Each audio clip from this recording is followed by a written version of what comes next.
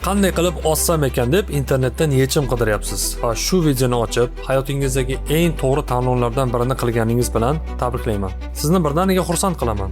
Ozish uchun o'zingizni qiynab sport bilan shug'ullanishga majbur emassiz. Ko'pchilik ozish uchun zalga chiqish, yugurish, gantel ko'tarish kerak deb o'ylaydi. Buni o'tkazgan tadqiqotlarimizdan ham ko'rishimiz mumkin. So'rovnomadan o'tganlarning 53% ozish uchun dieta qilib ko'rgan bo'lsa, 40% ga yaqin kishi esa sport va fitnesga borgan. Ammo na fitnes, na dieta sizni uzoq muddatga ozishingizga yordam bermaydi. Ular faqatgina qisqa muddatga ishlaydi va buni negaligini hozir bilib olasiz. Bu videoda nega sport ozishda yordam bermasligi, odam qanday ozishi haqida va ozish uchun nimalar qilish kerakligini ilmiy faktlar asosida tushuntiraman. Demak, bir boshdan boshlaymiz.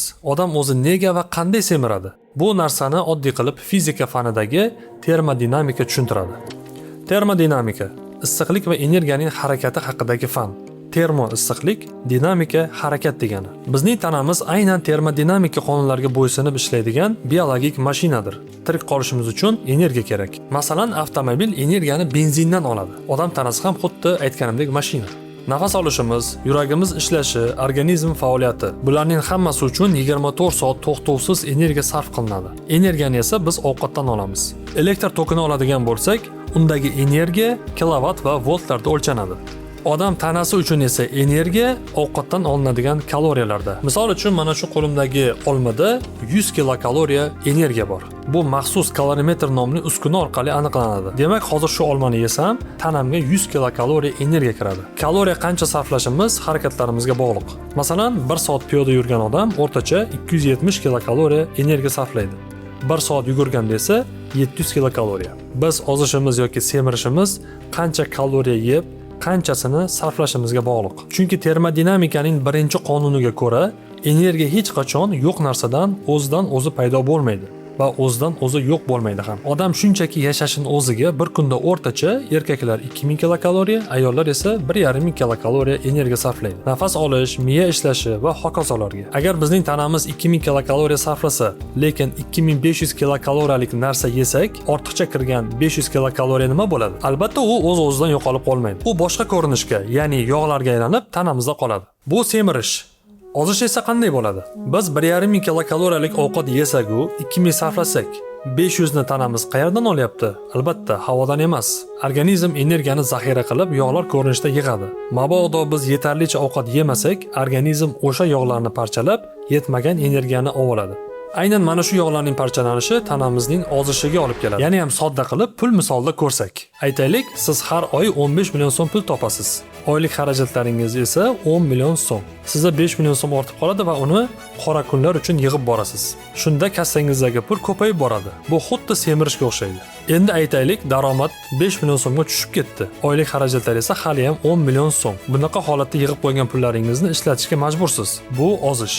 Demak, fitnesga borsak, ko'proq harakat qilsak, ko'proq kaloriya sarflaymiz va tezroq ozamiz, shunaqami?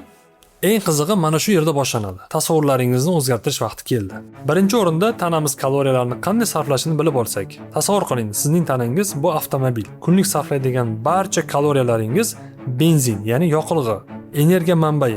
Xo'sh, bu energiya qayerga sarflanadi? Tanamiz o'rtacha 65% energiyani shunchaki yashash uchun sarflaydi. Tana a'zolari ishlashi, nafas olish, miya faoliyati va hokazolar uchun. Avtomobil ham o't oldirilgan holatda harakatlanmasdan tursa ham benzin sarflaydi. Tanamiz ham shunaqa. Kunlik energiyaning 10% ovqatni hazm qilish uchun ishlatiladi. Bu xuddi avtomobildagi konditsionerni yoqishga o'xshaydi. U harakatlanmasa-da, konditsioner qo'shilganligi uchun nisbatan ko'proq energiya sarflaydi. Qolgan energiya harakatlanishimizga ketadi. Harakatlarning ham ikki xil turi bor: maishiy hamda jismoniy. Sport mashqi hisoblanmagan istalgan harakatlarimiz bir kunda ishlatiladigan energiyaning 15-20% ni tashkil qiladi. Bular kundalik hayotdagi maishiy harakatlar. Masalan, do'konga piyoda chiqib kelish, lift o'rniga zinadan foydalanish, hattoki gapirayotganda qo'llarimiz bilan ishoralar qilsak ham kaloriya ishlatamiz. Yuqorida hisoblangan foizlarni hammasini qo'shsak 95% bo'lyapti. Ya'ni biz sport mashqlarini qilmasdan turib ham 95% kaloriya sarflayapmiz. Qolgan 5% o'sha siz ozdiradi deb o'ylagan sport va fitnesga qoladi. Ya'ni sport mashqlari bir kunda sarflanadigan kaloriyalar sonining atigi 5% ni tashkil qiladi. Yana qaytaraman, 5%. Tanamizga qancha kaloriyalar kirishi 100% bizning ixtiyorimizda bo'lsa, sarflashga kelganda atigi 25%ni biz nazorat qila olamiz. Agar tezroq ozaman deb sport mashqlari hajmini oshirsangiz, bu sizning ovqatlanish tartibingiz va mashqlardan tashqari harakatlaringizga sezilarli ta'sir qiladi. Birinchidan, mashq qilish odamni tez och qoldiradi va ishtahasini ochadi. Agar ertalab zalga borsangiz, nonushta vaqtida kuchli ochlik hissi paydo bo'ladi. Natijada ko'proq yeb qo'yasiz. Bu nafaqat nonushtada, balki kunning boshqa qismlaridagi ovqatlanishga ham ta'sir qiladi. Ikkinchidan, mashqlar sababli siz kun davomida kamroq harakat qilasiz. Bir kunda 24 soat bo'lsa, uning 8 soat uyquga ketsa, qolgan 16 soat uyg'oq bo'lamiz. Agar mana shu 16 soatni 2 soatini jismoniy mashqlarga sarflasak, mana shu 2 soat qolgan 14 soatga yaxshigina ta'sir qiladi. Ya'ni qolgan 14 soat ichidagi maishiy harakatlarimiz keskin kamayadi. Sababi miya energiyani tejashga harakat qiladi. Misol uchun har kuni yugurishni boshlasangiz, o'zingiz bilmagan holda boshqa harakatlaringiz kamayadi. Endi zinadan emas, liftdan foydalanasiz, ko'proq o'tirasiz, ko'proq uxlaysiz, umuman olganda maishiy harakatlaringiz keskin kamayadi. Bu yo'l bilan tanamiz mashqlarga ketgan energiyani boshqa vaqtlarda kompensatsiya qilishga urinadi. Natijada esa bizning kun davomida sarflaydigan energiyamiz deyarli o'zgarishsiz qoladi. 2012-yilda tadqiqotchilar Tanzaniya savannalariga borib, Hadza qabilasini o'rganishadi. Bu qabila juda faol, ozg'in va kundalik hayoti jismoniy harakatlarga juda boy edi. Ular siz va bizga o'xshab kun bo'yi kompyuter yoki telefon titkalab o'tirmaydi. Aksincha, ular har kuni yuradi, ovqiladi, o'simliklar yig'adi. Va birinchi qarashda ular juda ko'p energiya sarflaydi deb o'ylashimiz mumkin. Ammo aslida Hadza qabilasi aholisi sanoati rivojlangan AQSh va yevropaliklarga o'xshab deyarli bir xil miqdorda kaloriya sarflashar ekan. Farq juda katta emas. O'rtacha 100 kilokaloriya atrofida. 100 kilokaloriyani eslatib o'taman, mana shu olmaga teng. Hadza qabilasi rivojlangan mamlakatlardagi odamlarga o'xshab deyarli bir xil energiya sarflasa, unda nega ular semirib ketmayapti? Balki gormonlari joyidadir. Yoki genida semizlik bo'lmasa kerak. Yo'q, hammasi juda ham oddiy. Ularda ovqatlanishga yetarlicha sharoit yo'q. Ularni har qadamda oziq-ovqatlar, shirin gazli ichimliklar va muzlatgichdagi tayyor ovqatlar kutib turmaydi. Semizlik muammosi harakatsizlikda emas, kosa ichida yashiringan. Muammo kosa ichida dedik. Ozishda zaldagi harakatlar, o'zingizni qiynab ter to'kishdan ko'ra nima yeyotganingiz muhimroq ekanini aytdik. Nega bilasizmi?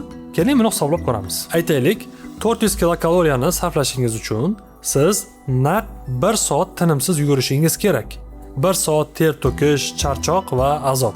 400 kilokaloriyani yeyish uchun esa atigi 1 daqiqa yetadi. Mana misol uchun burger yegani keldingiz. O'sha burgerning yoniga aksiya bo'layotganligi uchun 100 gram kartoshka free va yarim litrlik kola ham aytdingiz. 400 kilokaloriya ana o'sha 100 gram free degani. Mana shu 400 kilokaloriyani sarflashingiz uchun siz kamida 1 soat yugurishingiz kerak. Aytgancha siz yarim litrlik kola ham aytgansiz. U uchun yana yarim soat yugurish kerak. Mana ko'rib turganingizdek 2 soatlik mashaqqatni o'rnini to'ldirib qo'yish uchun atigi 2 daqiqa yetarli. Lekin bu achchiq haqiqatni sizga hech kim aytmaydi. Ayniqsa, oziq-ovqat va ichimlik gigantlari. Qora shirin gazli ichimlik kabi yirik korporatsiyalar yillar davomida millionlab dollarlarni sport musobaqalariga, olimpiadalarga tikib keladi. Va mana bu illyuziyani odamlarga sotmoqchi bo'ladi.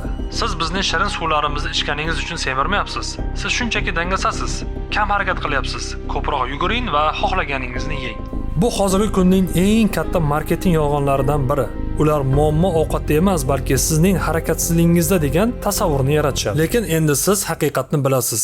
Ozishda birinchi o'rinda nima va qanday yeyotganingiz muhim. Sizga ovqatni miqdorini kamaytir demoqchi emasman. Ovqatni kamaytirish natija bermaydi. Shunchaki yeyotgan narsalarni quvvatini kamaytirish kerak. Sport umuman kerak emas. Zalga olgan abonementingizni o'torib, divanda bemalol yotsangiz bo'ladi. Demoqchi emasman. Mutlaqo yo'q. Men oliy ma'lumotli shifokor sifatida jismoniy mashqlarning salomatlikka foydalarini bilganim uchun qaytanga doimiy tavsiya qilib kelaman va o'zim ham jismoniy mashqlar bilan odatda shug'ullanib turaman. Men sizga shunchaki sportga bormasdan turib ham ozish mumkinligini tushuntirmoqchiman xolos. Aslida jismoniy mashqlar foydali. Shunchaki bunga ozishda asosiy instrument sifatida qaramaslik kerak. Jismoniy mashqlarni muntazam qilish qandli diabet, gipertoniya, insult va ba'zi saraton kasalliklarida qo'llaniladigan dori vositalaridan qolishmasligi tadqiqotlar natijasida isbotlangan. Hattoki bir marotaba qilingan to'g'ri jismoniy mashq hujayralarimizning insulinga sezgirligini 17 soatgacha oshirib berishi aniqlangan. ya'ni tanangiz qondagi qandni normada ushlashni o'rganadi. Jismoniy mashqlar bu sog'lom yurak, mustahkam suyaklar va ruhiy tetiklik. Endi eng muhim savol. O'zi qanday ozish kerak? Ozishning oltin qoidasini eslab qoling. Biz energiya sarfimizga yarasha kaloriyalarni qabul qilishimiz kerak. Biroz avval aytganimdek, kaloriya qabul qilishdan ko'ra energiya sarfimizni nazorat qilishimiz qiyinroq. Shundagina siz o'zingizni zo'riqtirmasdan, miyangizni aldab, tabiiy ravishda ozasiz. Bundan tashqari siz shunchaki kundalik oddiy harakatlaringizni ko'paytirish orqali qattiq jismoniy mashqlarga qaraganda 4 barobar ko'proq kaloriya sarflashingiz mumkin. Aynan shu kichik maishiy harakatlarni siz uy sharoitida yoki ofis sharoitida bemalol, og'riqsiz hayotingizga kiritishingiz mumkin. Bu haqida men batafsil, qadamma-qadam ko'rsatmalar bilan material tayyorladim va o'zimning Telegram kanalimga joylab qo'ydim. Kanalimda ozish va salomatlik haqida faqat ilmiy asoslangan tibbiy yechimlarni berib boraman. Eslab qoling, sport zalida qancha ter to'kmayin, bir dona Snickers sizning hamma mehnatingizni 5 daqiqada yo'qqa chiqarishi mumkin. Yeb iching, me'yorni unutmang.